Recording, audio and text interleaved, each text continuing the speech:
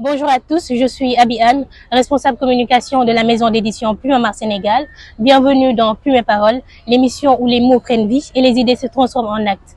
Aujourd'hui, nous avons l'honneur d'accueillir un homme qui ne se contente pas d'écrire sur le papier, mais qui grave ses idées dans le cœur de ceux qui le lisent et l'écoutent. Saliou Diagne en nom qui résonne, aussi bien dans les salles de classe que sur la scène littéraire.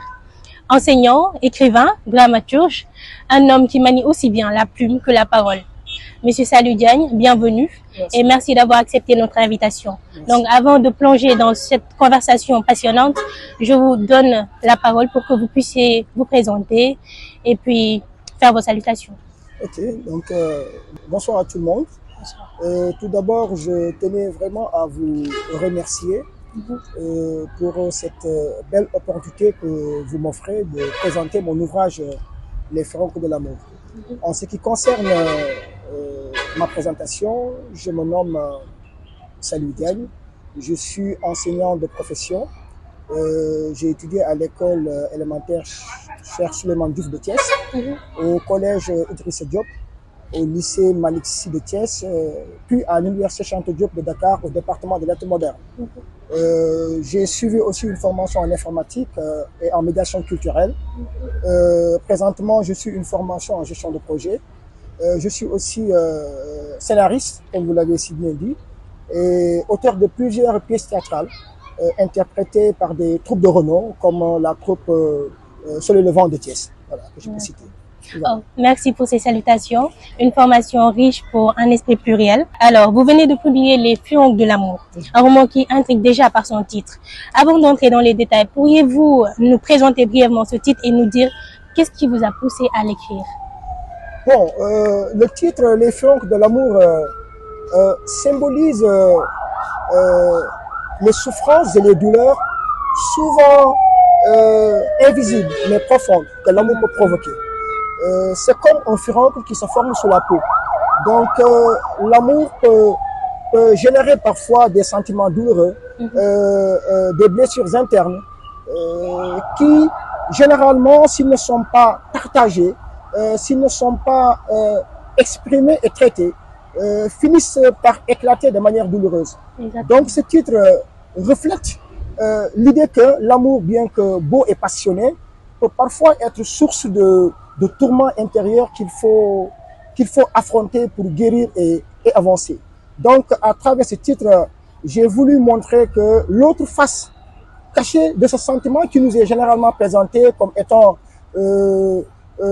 une émotion pure, alors qu'il y a des gens qui souffrent à cause de ce sentiment. Donc j'ai voulu montrer l'autre face qui est cachée, alors que souvent on nous montre comme s'il s'agissait maintenant d'une force qui est romantique, d'une force qui est joyeuse. Exactement, voilà. C'est passionnant. Voilà. Donc à travers le personnage principal de Youssoufa, vous explorez la complexité des relations humaines, surtout en amour.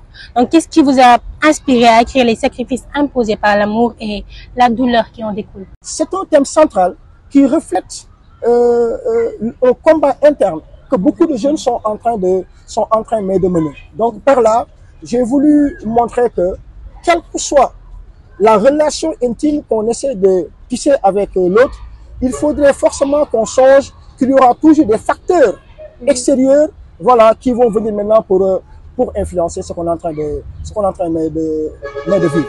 Voilà. Exactement. Et face à ces facteurs extérieurs, comment est-ce qu'on doit réagir? Bon, c'est-à-dire, quand je parle de ces éléments extérieurs, c'est-à-dire, forcément, c'est la réalité souvent, comme disait un grand passeur, c'est le milieu qui détermine l'homme. C'est-à-dire, c'est dans l'environnement que vous évoluez, qui vont maintenant vous dicter maintenant les comportements à avoir maintenant dans une relation. Peut-être ce qui est valable peut-être en ville, en matière d'amour, ne l'est pas peut-être au niveau du village. Donc souvent, il y a des facteurs qui impliquent, même si on est d'accord que l'amour est un sentiment qui est intime, qui est personnel, mais quand même il y aura toujours des facteurs qui viendront juste maintenant pour les influencer. Exactement. Voilà. C'est parfait. Alors, votre livre aborde des thèmes profonds. On a noté la résilience, le sacrifice et la rédemption. Donc, quel impact espérez-vous que Les Froncles de l'amour aura sur vos lecteurs, notamment en ce qui concerne leur vision de l'amour et les relations humaines en général? Bon, j'espère que Les Froncles de l'amour incitera les lecteurs à voir l'amour sous un angle plus nuancé. Parce que je pense que l'amour n'est pas seulement cette force joyeuse et romantique, mais aussi c'est un terrain de souffrance, c'est un terrain de résilience, c'est un terrain de sacrifice.